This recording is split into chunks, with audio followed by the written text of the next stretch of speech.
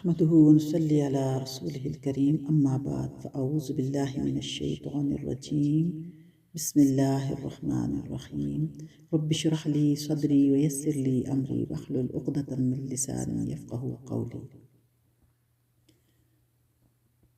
وزكريا ويحيى وعيسى وإلیاس اور زکریا کو اور یحییٰ کو اور عیسیٰ کو اور الیاس کو کل من الصالحین سب نیک لوگوں میں سے تھے واسماعیل والیسع ویونس ولوطا اور اسماعیل کو اور یسع کو اور یونس کو اور لوط کو وکلاً فضلنا علی العالمین ہر ایک کو تمام جہان والوں پر ہم نے فضیلت دی وَمِنْ آبَائِهِمْ وَذُرِّيَّاتِهِمْ وَإِخْوَانِهِمْ اور ان کے کچھ باپ دادوں کو اور کچھ اولاد کو اور کچھ بھائیوں کو وَاجْتَبَيْنَاهُمْ وَهَدَيْنَاهُمْ إِلَى صِرَاطٍ مُسْتَقِيمٍ اور ہم نے ان کو مقبول بنایا اور ہم نے ان کو راہ راست کی ہدایت دی۔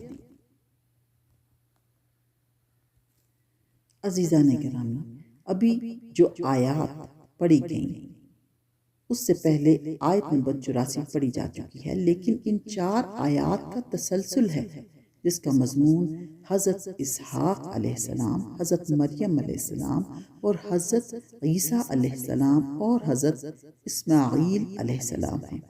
اب ہم وضاحت کی طرف آتے ہیں۔ اللہ سبحانہ و تعالیٰ حضرت ابراہیم علیہ السلام پر احسان کو بیان فرما رہا ہے کہ خلیل اللہ حضرت ابراہیم علیہ السلام کو اس نے بڑھاپے کے وقت بیٹا عطا کیا جس کا نام اسحاق ہے۔ اس وقت آپ بھی اولاد سے مایوس ہو چکے تھے اور آپ کی زوجہ بھی۔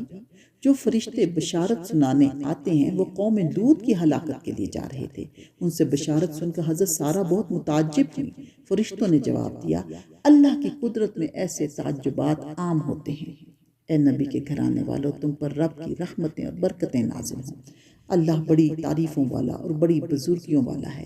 اتنا ہی نہیں کہ تمہارے ہاں بچہ ہوگا بلکہ وہ نبی زادہ خود بھی نبی ہوگا اور اس سے تمہاری نسل پھیلے گی اور باقی رہے گی۔ قرآن حکیم کی آیت مبارکہ میں بشارت کے الفاظ میں نبیہ کا لفظ بھی ہے۔ پھر لطف یہ ہے کہ اولاد کی اولاد بھی تم دیکھ لو گے۔ حضرت اسحاق کے گھر یعقوب پیدا ہوں گے اور تمہیں خوشی پر خوشی ہوگی، اور پھر پوتے کا نام یعقوب رکھنا جو عقب سے مشتق ہے۔ خوشخبری ہے اس امر کی کہ یہ نسل جاری رہے گی۔ سبحان اللہ۔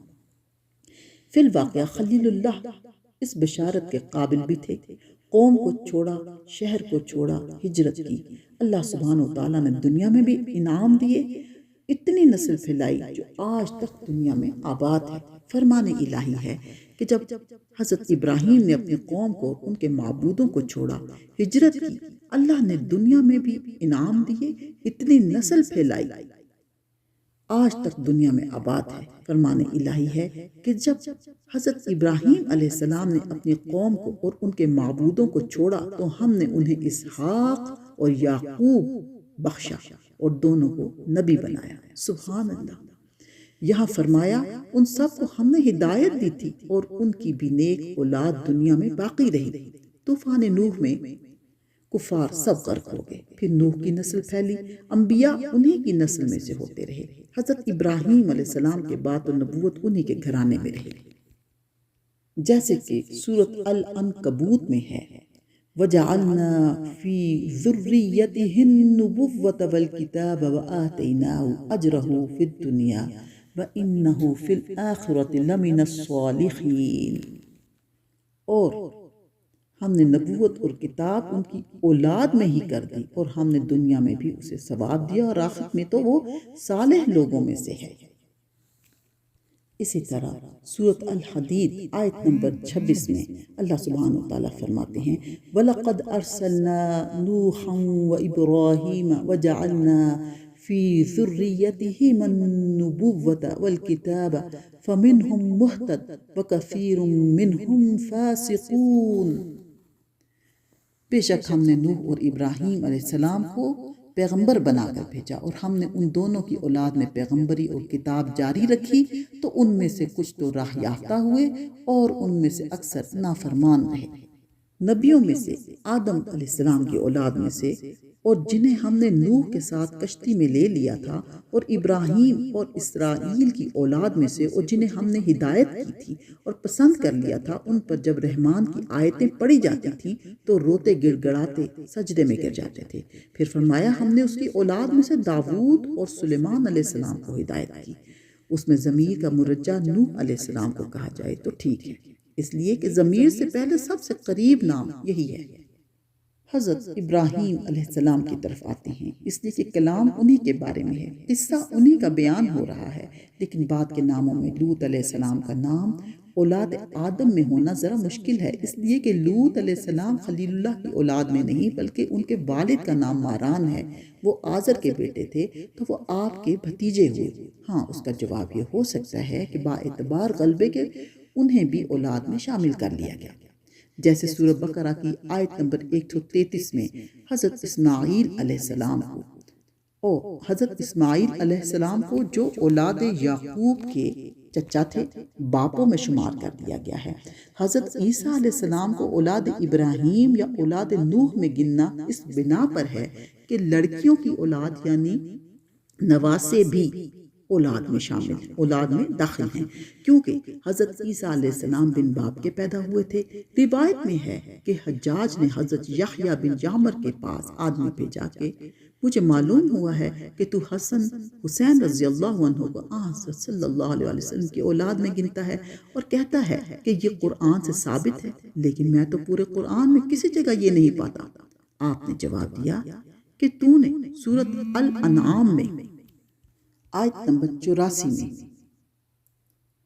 نہیں پڑھا وَمِن ذُرِّيَّتِهِ دَاوُودَ وَسُلَيْمَانَ وَأَيُّوبَ وَيُوسُفَ وَمُوسَى وَهَارُونَ وَكَذَلِكَ نَجْزِي الْمُحْسِنِينَ، کہ دیکھو پھر اس میں حضرت عیسیٰ علیہ السلام کا نام ہے اور ان کا کوئی باپ نہیں تھا، تو معلوم ہوا کہ لڑکی اولاد بھی اولاد ہی ہے۔ معلوم ہوا کہ لڑکی کی اولاد بھی اولاد ہی ہے۔ حجاج نے کہا بے شک آپ سچے ہیں، اس لیے مسئلہ ہے کہ جب کوئی شخص اپنی ذریت کے لیے وصیت کرے یا وقف کرے یا حبہ کرے تو لڑکیوں کی اولاد بھی اس میں داخل ہے۔ ہاں، اگر اس نے اپنے لڑکوں کو دیا ہے یا ان پر وقف کیا ہے تو اس کے اپنے سلبی لڑکے اور لڑکوں کے لڑکے اس میں شامل ہوں گے۔ صحیح بخاری شریف کی حدیث میں ہے کہ رسول اللہ صلی اللہ علیہ وسلم نے حضرت حسن بن علی رضی اللہ عنہ کی نسبت فرمایا میرا یہ لڑکا سید ہے اور انشاءاللہ اس کی وجہ سے مسلمانوں کی دو بڑی جماعتوں میں اللہ صلح کرا دے گا۔ بس نواسے کو اپنا لڑکا کہنے سے لڑکیوں کی اولاد کا بھی اپنی اولاد میں داخل ہونا ثابت ہوا، اور لوگ کہتے ہیں یہ مجاز ہے۔ اس کے بعد فرمایا ان کے باپ دادے ان کی اولادیں، ان کے بھائی الغرض اصول اور فروع اور اہل طبقہ کا ذکر آ گیا کہ ہدایت اور پسندیدگی ان سب کو گھیرے ہوئے ہے، یہ اللہ کی سیدھی راہ پر لگا دیے گئے ہیں۔ یہ جو کچھ انہیں حاصل ہوا یہ اللہ کی مہربانی، اس کی توفیق اور اس کی ہدایت سے ہے۔ اللہ سبحانہ وتعالیٰ نے فرمایا نبیوں پر بندوں پر رحمت نازل فرمانے کے لیے ہم نے انہیں کتاب، حکمت اور نبوت عطا فرمائی۔ بس اگر یہ لوگ یعنی اہل مکہ اس کے ساتھ یعنی نبوت کے ساتھ یا کتاب، حکمت اور نبوت کے ساتھ کفر کریں، یہ اگر ان نعمتوں کا انکار کریں، خواہ قریش ہوں، خواہ اہل کتاب ہوں، خواہ کوئی اور عربی یا عجمی ہوں، تو کوئی حرج نہیں۔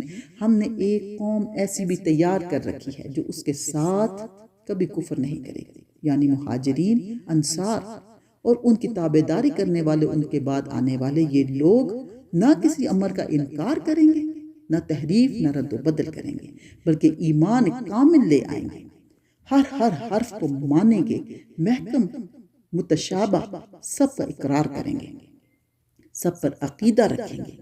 اللہ سبحانہ وتعالی ہمیں بھی اپنے فضل و کرم سے ان با ایمان لوگوں میں شامل کر دے، آمین۔ پھر اللہ سبحانہ وتعالی اپنے پیغمبر سے خطاب کر کے فرماتا ہے جن انبیاء کا ذکر ہوا جو مجمل طور پر ان کے بڑوں چھوٹوں اور لواحقین میں سے مذکور ہوئے، یعنی سب اہل ہدایت ہیں، اور اپنے نبی آخر الزماں ہی کی اقتداء اور اتباع کرو۔ اور جب یہ حکم آپ صلی اللہ علیہ وسلم کو ہے کہ آپ کی امت بطور اولا اس میں داخل ہے،